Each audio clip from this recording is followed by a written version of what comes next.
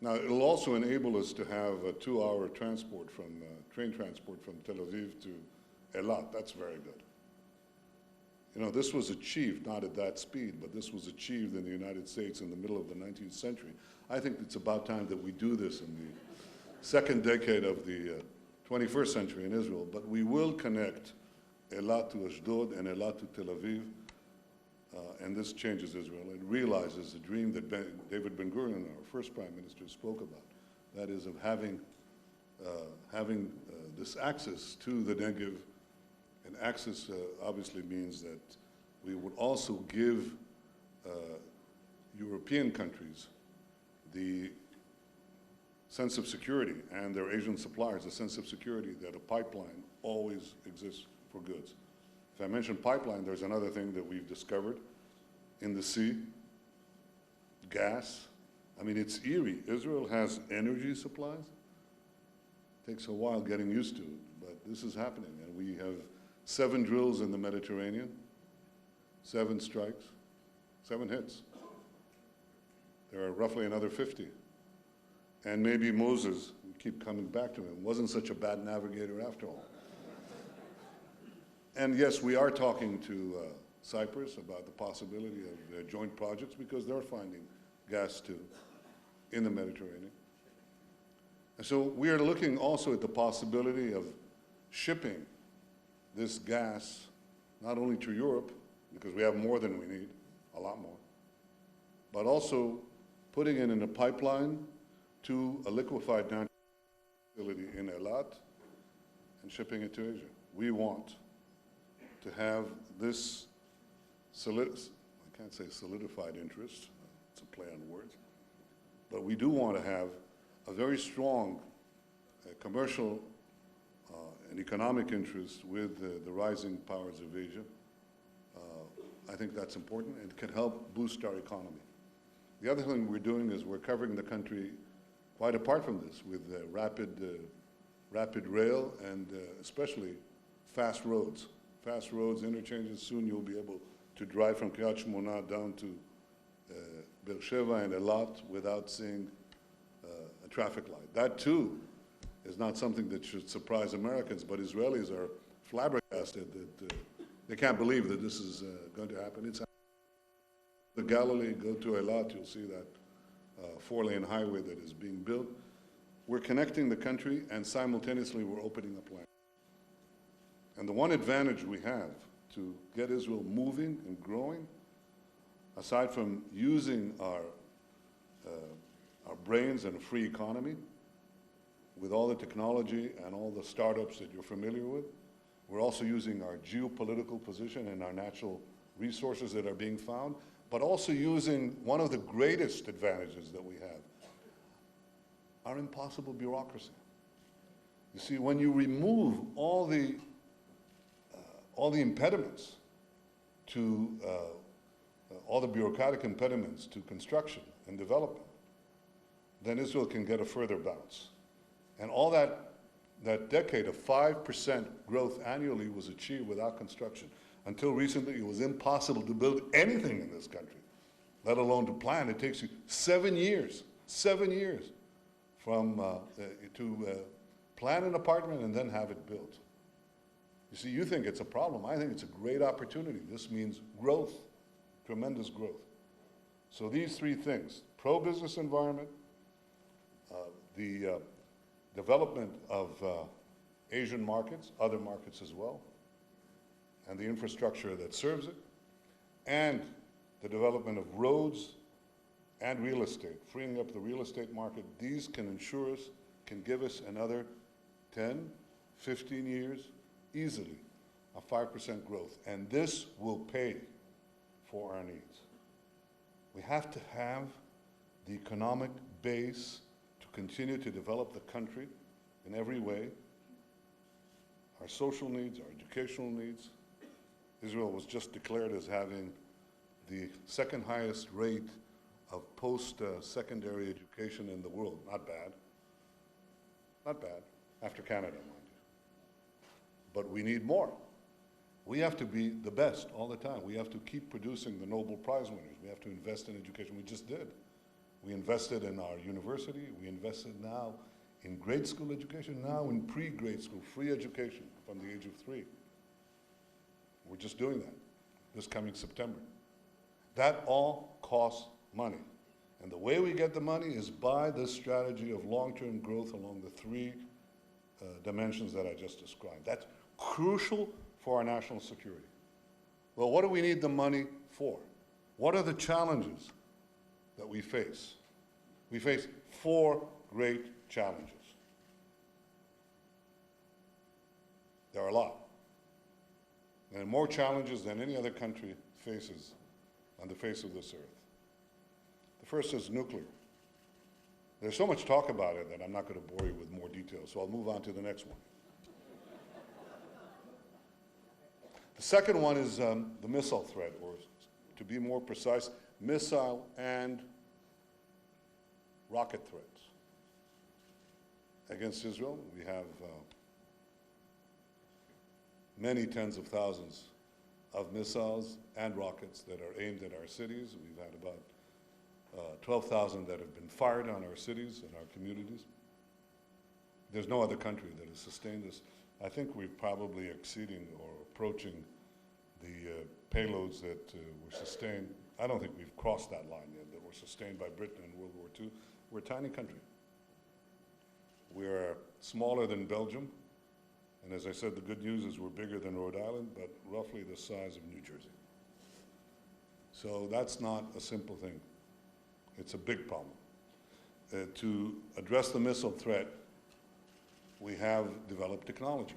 And this technology is the multi-layered defense system, the anti-missile defense, which is quite miraculous when it was first tested under battle conditions just a few months ago, a year ago. It proved startlingly effective, and it can give not a full protection, but it could give us a significant protection, as does technology in terms of early warning for our citizens. There are ways of doing things that were not dreamed of as possible when the missile age began during the first Gulf War. There we had 41 rockets, or 40-some rockets fired on Israel's cities. We had the entire country put on alert. Now we're able to pinpoint where the missiles are aimed at, and we can give, if I said individualized alert, I'd be, through cell phones, I'd be exaggerating, but only a little. So we have both a passive defense and an active missile defense. The most effective is the active missile defense. That costs money, but I think it serves the interests of Israel and the United States and its allies, and I think it's a very important development. The third threat that we face is cyber. Now, you may not be aware of it, but every one of the countries in the world today can be hobbled by cyber attacks. You hear a little about it in the press. It's not even the tip of the tip of the tip of the iceberg. This is an era that we're entering into where entire societies can be paralyzed by cyber attack, and Israel is no different. We are committed to being one of the 3 leading cyber powers in the world. I think this is not an impossible goal. We started a cyber command, and we'll certainly be among the top 5. It's important that we stay there. We're investing in this. Again, it costs money. But we're doing it to be able to defend our citizens, to defend our cities, to defend our banks, to defend our companies, to defend our military, to defend our citizens. And the fourth threat that we have is the threat of having our borders penetrated. I don't mean just by terrorism. We're pretty adept at preventing that. But the possibility just of engulfment by illegal job immigrants. We believe in a global economy that countries should be able to trade, to exchange information, to exchange goods and services as freely as possible. But we think countries, especially Israel, should be able to control its borders. We don't have a choice in that. We're only a country of roughly 8 million people. So if you have hundreds of thousands and potentially more cross into Israel, then we won't be able to safeguard the Jewish and democratic nature of our state. We want to maintain both aspects of our national definition. To deal with that, we're completing a fence from Gaza to the Sinai in order to be able to defend Israel. That also costs money, a lot of money. It's not just a fence. It's the fence and the systems around it and so on. Israel has to defend itself. So we've got 4 big challenges. There are many more, but the 4 big ones: nuclear, missile, cyber, the integrity of our borders. And all of them require ingenuity, they require dedication, hands-on management, and they require money. I believe that with the means that I described, we can achieve not only the financial, but also the operational solutions that will enable us to defend the state and continue to develop it. Now, it seems like an impossible task because we're faced with so many challenges. And the question is, how can Israel sustain this? Well, I've described to you how we've sustained it so far and beaten the odds, but you sort of take a longer-term perspective on this.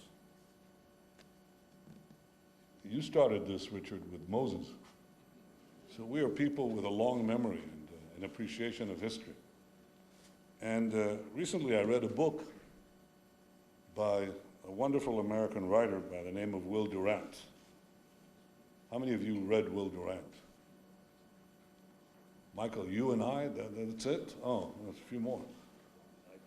Will Durant was a wonderful writer of history, and he wrote many decades ago a book called The Story of Civilization. I think it had roughly 11 or 12 and with what he called our Oriental heritage, and moved through the centuries to the Greeks and the Romans. I think he ended with Napoleon. In later years, he was helped by his wife, who was Jewish. Her name was Ariel. Wonderfully written, tremendous insights. Just a work of art, but also a work of keen intelligence and perception. And I read quite a few of these books, and I'm rereading them. You need a respite for, instead of condolences, you need relaxation, Richard. And if you can imbibe some insights from people, from very smart, elderly historians, it's a habit that I picked up at home.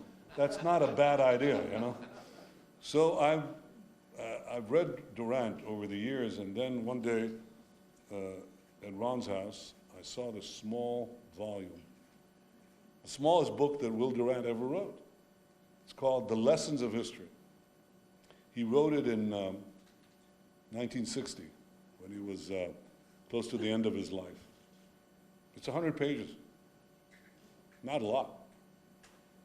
I mean, what did he distill from his study of history, his lifelong study of history? Well, I started reading it, and it's the most amazing book.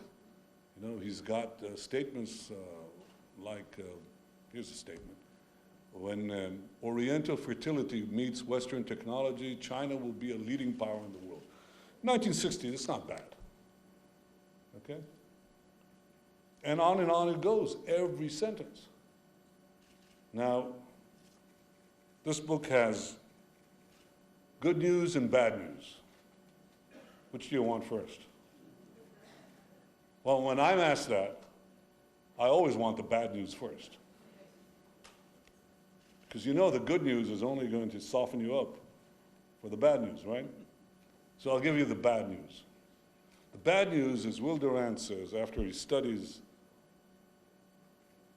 thousands of years of history, he says, numbers count.